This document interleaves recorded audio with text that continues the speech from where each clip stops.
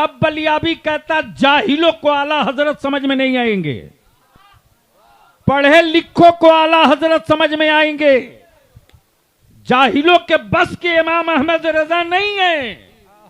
जब इमाम अहमद रजा की शायरी अच्छे अच्छों को समझ में नहीं आती तो इमाम अहमद रजा का इश्क रसूल कैसे समझ में आ जाएगा। इमाम इश्क मोहब्बत आला हजरत को समझने के लिए इमाम इश्क मोहब्बत आला हजरत के मनसब को समझने के लिए माहिरा शरीफ का पीर खाना चाहिए। बोलेंगे तो बोलूंगा, बोलेंगे तो बोलूंगा। माफ करेंगे जी, बलियाबी की सेहत पर कोई फर्क नहीं पड़ता। जन्नत बेचने वालों की एक बड़ी टीम निकली है एजेंट लेकर, जिनकी अपनी खुद की गारंटी नहीं, वो भी एजेंटों के थ्रू बेचवाए जाते। मैं भी सोचता था काश एक मैं भी खरीद लेता, लेकिन जब बेचने वालों की मंडी में उतरा तो देखा कि बेचने वालों में कोई बहलोल दाना नजर नहीं आ रहा। हमें बहलोल दाना मिले तब ना खरीदे। और ये भी हकीकत है कि पीर की अजमत पर मुरीद रश्क करे, लेकिन मेरा अहमद रजा वो है कि अहमद रजा को देख करके पीर रश्क करे। नारे तकबीर, नारे रसालत, गाज़िए मिल्लत। अब जहन को यहीं रोक लीजिए, महबूब बन गया। हमारे डॉक्टर साहब ने एक तकरीर की है अभी, और आपके 2 जुमले से मैंने 1.5 घंटे की एक तकरीर खड़ी कर दी है। वाह वाह, यही है, मतन आप ही का है और मैंने हक तलफी नहीं किया है, आपके हवाले से कोट करके किया है। अब बोल दीजिए सुभान अल्लाह। अरे जोर से बोल दो भैया, सुभान अल्लाह। और इसमें कहने में बलियाबी को कोई हिचक नहीं, इसलिए कि आंखों देखा है मैंने। हो सकता है बलियाबी के जुमले से किसी के वजूद में हसद के कांटे चुभ रहे हो, चुभे, लेकिन जो हक है वो यही है कि ये मुफस्सिर आजम के कदमों की बरकत, मुफस्सिर आजम के कयाम की बरकत, और गंगटी वालों अपने मुकद्दर पर नाज करो कि जमाना बीत गया लेकिन खानवाए रजा के चश्मो चिराग की जूतियां बहुत सारे बस्तियों में न पहुंच सकी, लेकिन आप ऐसे खुशबख्त हो कि रजा वाले के घराने का नहीं, रजा के शहजादों ने गंगटी को गांव नहीं समझा है, सौदागरान का एक हिस्सा समझकर वक्त बिताया। वाह सुभान अल्लाह, सुभान अल्लाह। और उन्हीं बुजुर्गों की जूतियों की बरकतें हैं कि चाहे सैलाब का तूफान आता हो या वक्त और हालात बदलते हो, जब बुजुर्गों ने इस आबादी को अपनी नजरों से देखा है तो बलियाबी बबागे दोहल कहता, अमा यार चाहे मुफस्सिर आजम की नजर रही हो या मुफ्ती आजम की नजर रही हो या हुजूर ताजु शरीगा की नजर रही हो या हुजूर कमर मिल्लत की नजर रही हो, ये वो घराना है जिनकी आंखों की पुतलियों में पार्लियामेंट की दीवारें नहीं बसती है, लाल किला की अजमत की चौक चकाचौंध नहीं बसती है, इनकी आंखों में कुतुब मीनार और ताजमहल की रौनकों ने घर नहीं बनाया है। ये वो आंखों की पुतलियां हैं, इन्हीं पुतलियों में अगर कहीं चमक किसी ने देखी है तो मेरे आका के रोजे की चमक देखी है, गौसे आजम की अजमत की चमक देखी है, महबूब इलाही की रिफात की चमक देखी है, सादात की हुर्मत की चमक देखी है, अहले बैत पर निसारी की चमक देखी है, साबिर अलाउद्दीन के ताजीदो या और उनके तकद्दुस की चमक देखी है। तब बलियाबी कहता है बबागे दोहल हो करके कि मेरा इमाम मोहम्मद रजा अपने खानदान की जंग नहीं लड़ा, मेरा इमाम मोहम्मद रजा अपने मुल्क में रह करके मुल्क के तहफ्फुज की भी जंग लड़ा है और ईमान की हिफाजत की भी जंग लड़ी। नारे तकबीर, नारे रसालत, खानदाने आला हजरत, बाशिंदगाने रजाबाग गंगटे। गंगटी वालों, आप इस मामले में लीड हो, लीड। ठीक है, डॉक्टर अमजद रजा आपके घर के बेटा, आपके शहजादे, आपके आबादी आपकी औलाद में है, लेकिन उन्हीं बुजुर्गों के कदमों की बरकत है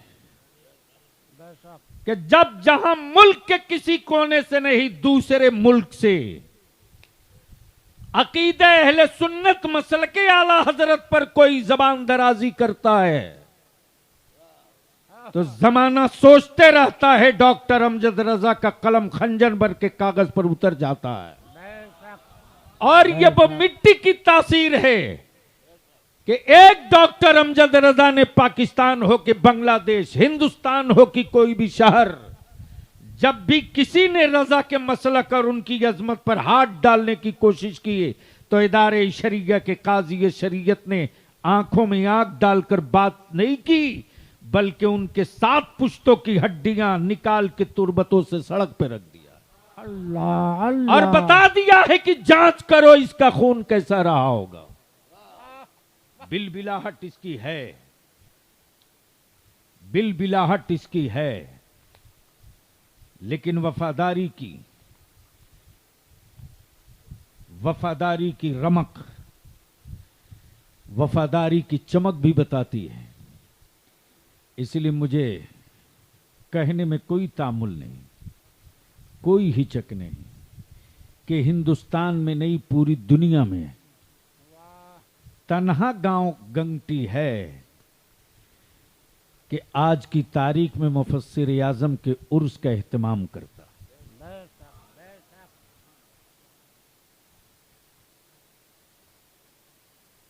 तो एक है खबर, एक मुखबिर। जब रब ने चाहा कि जमीन बस गई, चांदो सूरज रोशन हो गए,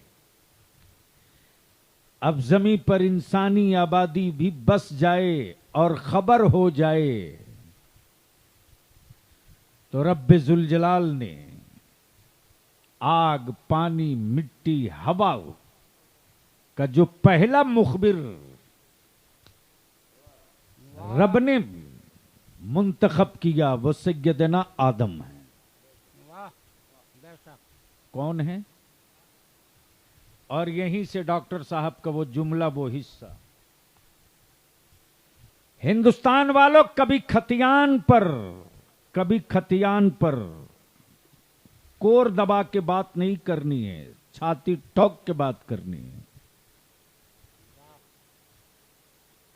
जो पहला मुखबिर आया वो मक्के में नहीं आया। कब बोलेंगे? सुभान अल्लाह। काश ये माल 12 बजे निकला होता।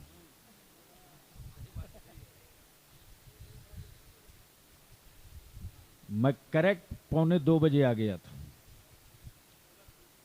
मोहब्बत से बोल लीजिए। सुभान अल्लाह। तवज्जो चाहूं,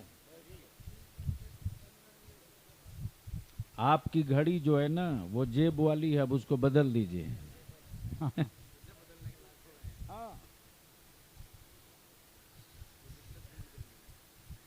मोहब्बत से बोल दें तो बोल दो। मैं क्या अर्ज कर रहा था, मैं क्या कह रहा था, किसी को याद है? पहला मुखबिर मक्के में नहीं, भारत में। कब बोलेंगे? कब बोलेंगे? कब बोलेंगे? कब बोलेंगे? पहला मुखबिर नाम आदम, नाम ये जो चिल्ला चिल्ला करके कहते कि आदि काल से, हिंदी में बोलते आदि काल से, चूंकि आदम कहेंगे तो पोल खुलेगा, आदम कहेंगे तो पोल खुलेगा। और ये भी याद रखिएगा, इस वक्त पूरी दुनिया में कुफ्र को अगर डर लग रहा है तो तन्हा इस्लाम से, इसलिए कि कुफ्र को मालूम है, कुफ्र को मालूम है कि दो ही चीज पूरी दुनिया में पाई जाती, एक का नाम इस्लाम है, दूसरे का नाम कुरान है। सुभान अल्लाह। इसलिए कुरान को कंट्रोवर्सी बना दो और कुछ पागल कुत्ते तैयार किए गए कि तुम बकते रहो और कहते रहो कि यह दहशत वाली किताब है या आतंक वाली किताब है, यह कहते रहो कि यह नफरत वाली किताब है, इसलिए कि उनको इस बात का डर है, वो पढ़कर रिसर्च कर के बैठे हुए हैं, तब उनको इस बात का डर है कि कुरान से अपने बच्चों को दूर रखो, उसकी तिलावत से अपने बच्चों को दूर रखो। इसलिए कि जब जब जिस किसी ने इस्लाम से टकराया है और कुरान से बगावत लिया है, तो तारीख यही बताती है कि मेरे पैगंबर ने उसके सर को तन से जुदा करने का हुक्म नहीं दिया है, मेरे पैगंबर ने नफरत और बगावत की बात नहीं कही है। कुफ्र ने रिसर्च करके इस नतीजे पर अपने आप को लाकर घेर लिया है कि जब सिर्फ कुरान की तिलावत सुनकर उमर जैसा इंसान बदल सकता है, तो कुरान सुनकर फिर आगे कौन नहीं बदल जाएगा, आगे कौन नहीं बदल जाएगा। इसलिए डर लग रहा है, डर लग रहा है। तो पहला मुखबिर भारत में कब बोलेंगे? अरे बोल दीजिए खान साहब। पहला मुखबिर भारत में, और पूरी दुनिया में जो पहला हाजी गया है वो कहां से? मैं सोचते रहा डॉक्टर साहब आपकी गुफ्तगू के इस हिस्से के बाद कि आखिर नबी रहमत ने ये क्यों फरमाया कि हिंद से ईमान की खुशबू आ रही है। आपकी गुफ्तगू के इस दो हिस्से के बाद बलियाबी को रिजल्ट मिल गया कि पहली खबर जो उतरी है अल्लाह वहदहू शरीक होने की, रब के बेनजीर बेमिसाल होने की, वो मक्के में खबर नहीं आई, वो शाम में खबर नहीं आई, वो रूम में खबर नहीं आई, वो भारत में खबर आई है। वो पहली खबर भारत से थी, अल्लाह एक, अल्लाह एक, बेनियाज बेमिसाल, वहदहू ला शरीक, न वो किसी की औलाद न उसकी कोई औलाद। और ये भी क्लियर है, जो पैदा हो वो खुदा नहीं, जो खाए वो खुदा नहीं, जिसका अब्बा हो वो खुदा नहीं, जो किसी का बेटा हो वो खुदा नहीं, वो किसी और का खुदा होगा, वो किसी और का खुदा होगा, जो हर साल जन्म लेता होगा। मेरा खुदा जन्म लेता नहीं, मेरा खुदा जन्म दिया करता है, मेरा खुदा पैदा नहीं होता, मेरा खुदा पैदा फरमाया करता है, मेरा खुदा मरता नहीं, मेरा खुदा मौत अता करता है, मेरा खुदा खाता नहीं, मेरा खुदा खिलाता है। अच्छा ये भी क्या पते की बात है, खिलाया था देसी लड्डू, खिलाया था देसी घी का लड्डू, और ये सोच करके खिलाया था खाया है मेरा तो कुछ तो मेरा बोलेगा। आज भी कोर्ट कचहरी आने जाने वालों को गांव में चैन नहीं मिलना भाई। जिसको कोर्ट कचहरी की आदत लग गई है, गांव में मखमल पर बिछाइएगा नींद नहीं आएगी जब तक वो कोर्ट ना जाए। काजी साहब, कचहरी के रसगुल्ला और चाय में क्या नशा है। गवाह ढूंढने की क्या जरूरत है, वो तो वहीं पड़ा हुआ। हाँ, घूमते रहता है, लेकिन बुलवाने से पहले खिलाना पड़ेगा। और फितरत यही है कि जो खाएगा वही गाएगा। खिला खिला करके तंदुरुस्त किया था, देसी घी का लड्डू खिलाया था। इरादा तो यही था कि खाया मेरा है तो मेरी बोलेगा। उसी खिलाए हुए माज़ल्लाह, उसी खिलाए हुए खुदा को उठा के ले गया मुट्ठी में, और लाया मुट्ठी में तो घमंड तो ये था कि खाया मेरा है मेरी ही बोलेगा। जैसे ही लेकर आया रहमत आलम की बारगाह में, मुट्ठी बंद है और कह रहा है, बोलिए ना मेरी मुट्ठी में क्या है। आकाए रहमत फरमाते, बड़ों से बड़ा सवाल किया जाता है अबू जहल। तवज्जो चाहूं, बड़ों से बड़ा सवाल किया जाता है।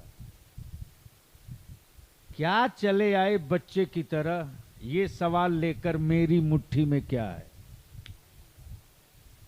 अरे मैं बताऊं तेरी मुट्ठी में क्या है, ये क्या कमाल है। तू जिसे खिला के लाया है उसी से पूछ ले मैं क्या हूं। तो घमंड तो इसका था कि देसी घी मोटा माला चढ़ा था, लेकिन जैसे ही अंगुश्ते नबूवत उठी है, अबू जहल की मुट्ठियों के आए हुए शंकर और कंकर घूमने लगे।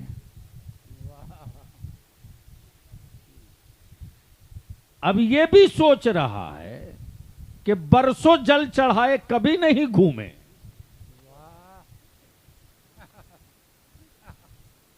इतना दंडवत किए हिले तक नहीं, न जाने कितनों का माथा रगड़वा दिया, खसके तक नहीं। यहां आने के बाद ये हिलने भी लगा। काश आप भी हिल जाते। अरे काश आप भी हिल जाते। अरे बोल दो, हिल के बोल दो।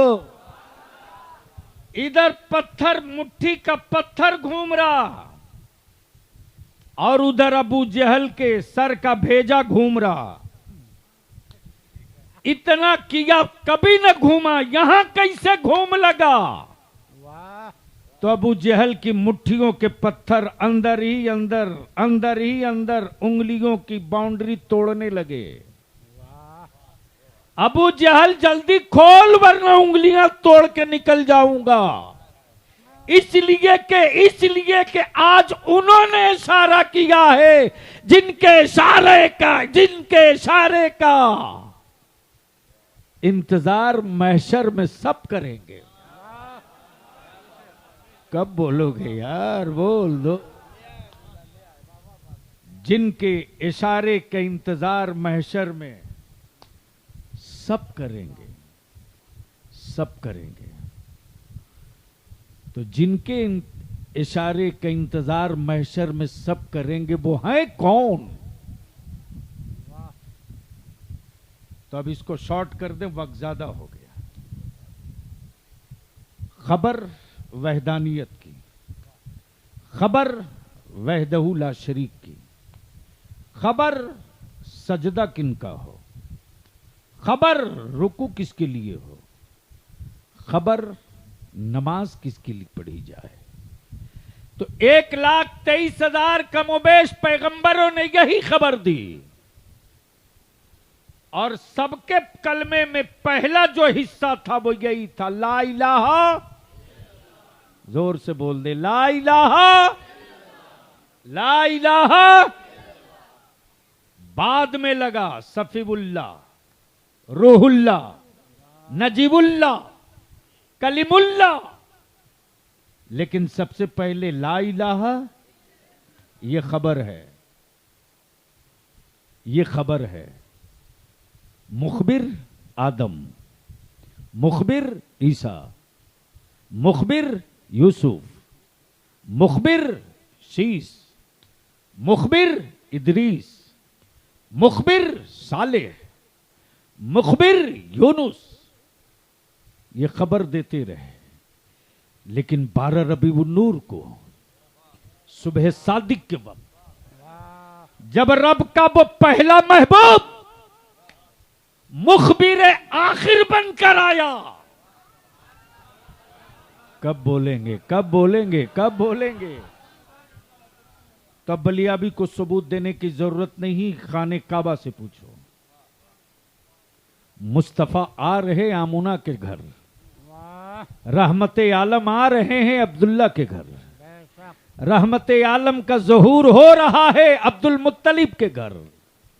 लेकिन खाने काबा के 360 यमराज जो बरसों से कब्जा करके थे, जो बरसों से कब्जा करके थे, सब के सब औंधे मुंह गिरे पड़े हैं, गिरे पड़े हैं, सब उल्टे पलटे पड़े हैं। तब किसी आशिक ने गुजरते हुए देखा तो कहा, यमराज लोग आपको क्या हो गया? तो गिरे हुए काबे के बुत बोल पड़े, हैरत है तेरे आदमी होने पर, हैरत है तेरे आदमी होने पर।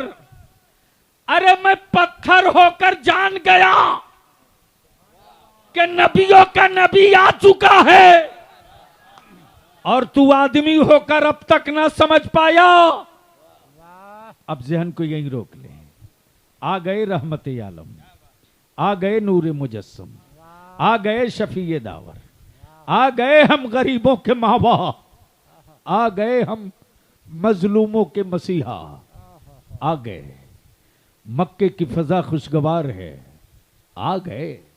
यतीम मुस्कुरा रहे, आ गए। गड़ने वाली बेटियां खम ठोक के खड़ी हैं, खबरदार अब कोई गर्दन नहीं मारेगा। जालिमों का पंजा तोड़ने वाले मुस्तफा आ गए। तवज्जो कीजिएगा, जब आ गए महबूब तो रब ने फरमाया, महबूब आप चुप रहिए। क्या कहा? आप चुप रहिए। 1-2 घंटा, 1-2 दिन, 2-4 साल नहीं, 40 साल तक। कितना दिन तक? कितना दिन तक? और आज के दौर का आदमी 4 घंटा चुप हो जाए तो चलो डॉक्टर को दिखाओ। कमाल है साहब। हमारा भारत भी क्या महान है। 9 साल पहले वाला बोलता ही नहीं था, और 9 साल के बाद वाला आज तक 9 साल में कभी चुप रहा ही नहीं।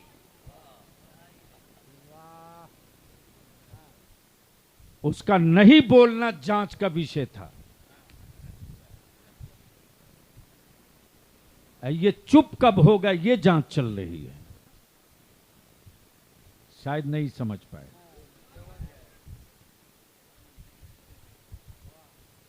हमने किसी का नाम नहीं लिया, हम शरीफ आदमी हैं।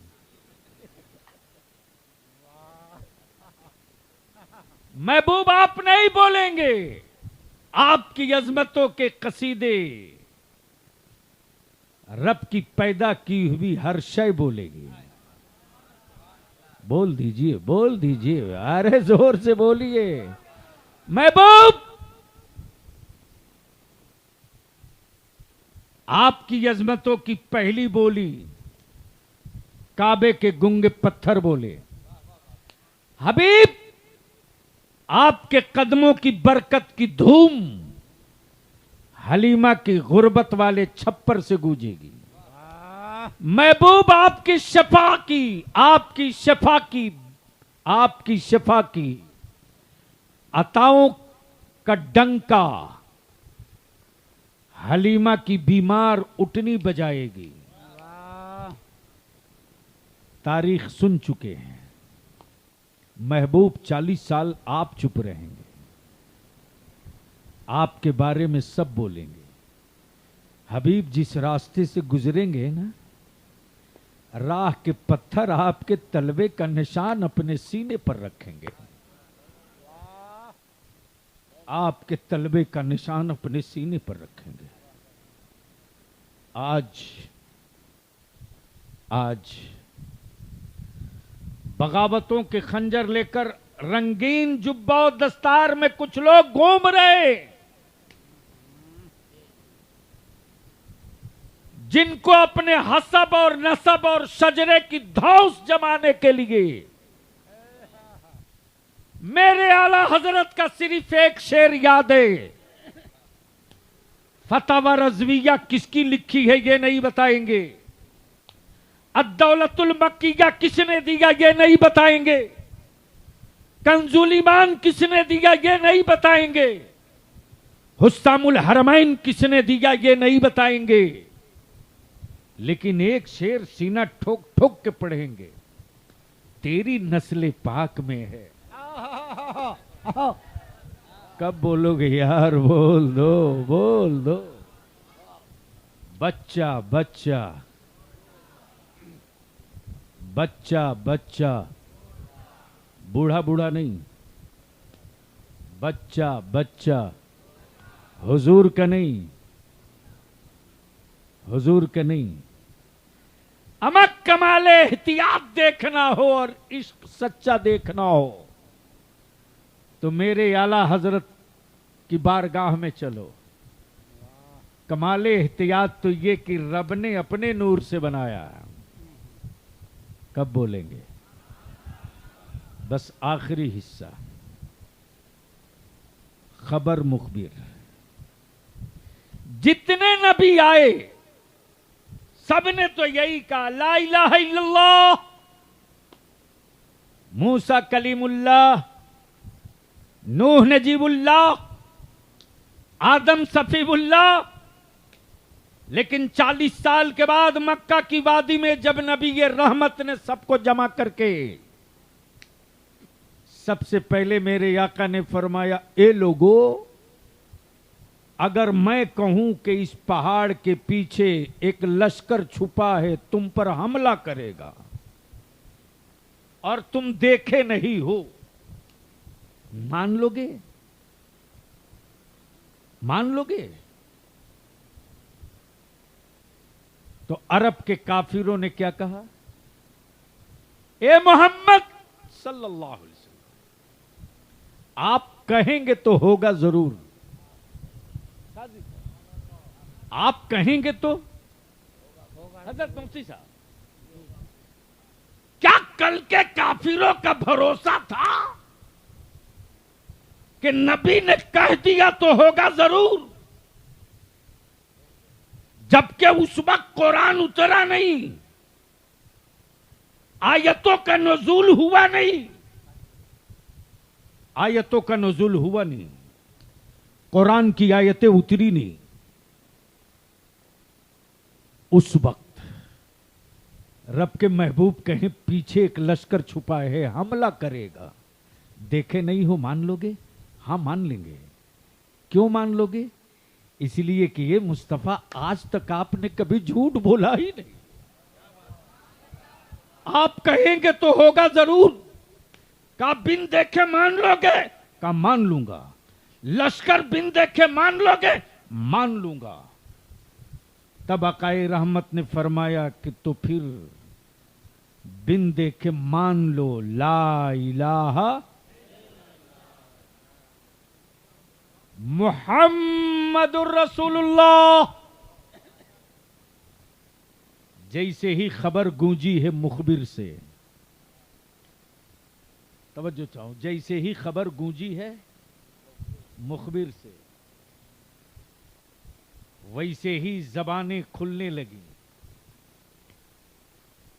खुलने लगी और लोग कहने लगे ये खबर तो औरों ने भी दिया है, ये खबर तो औरों ने भी दिया है, लेकिन सिर्फ खबर दिया है, बिन देखे दिया है। ए अब्दुल्ला के बेटे, क्या तुम भी सिर्फ वैसे ही खबर दे रहे हो कि देखे भी हो?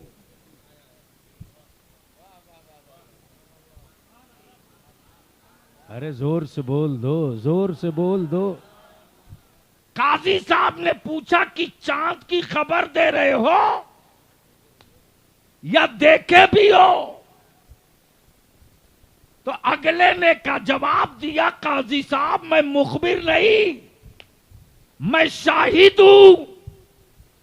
तो और नबी मुखबिर बन के आए, मेरा नबी मुखबिर भी है, शाहिद भी है। और नबी ने फरमाया कि औरों ने बिन देखे खबर दी है, मैं रब को देख के खबर दे रहा हूं।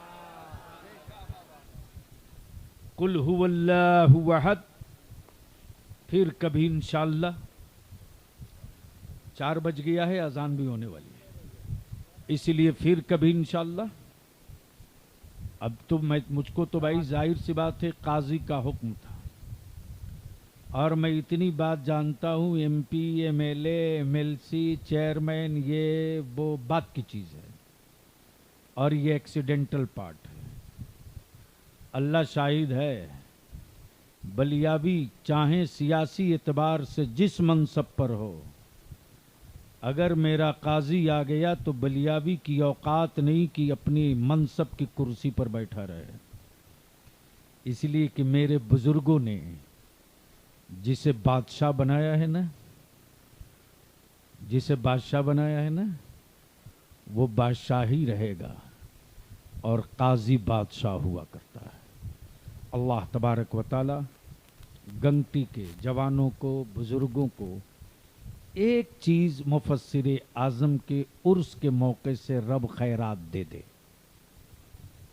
आप भी दुआ फरमा देंगे हजरत उमर बाबू, आप भी दुआ फरमा देंगे। बस एक चीज की खैरात मेरे बरेली वालों के सदके रब दे दे। अब वो चीज क्या? कि अब ये गंगटी के लोग मोच की लड़ाई लड़ना बंद करें।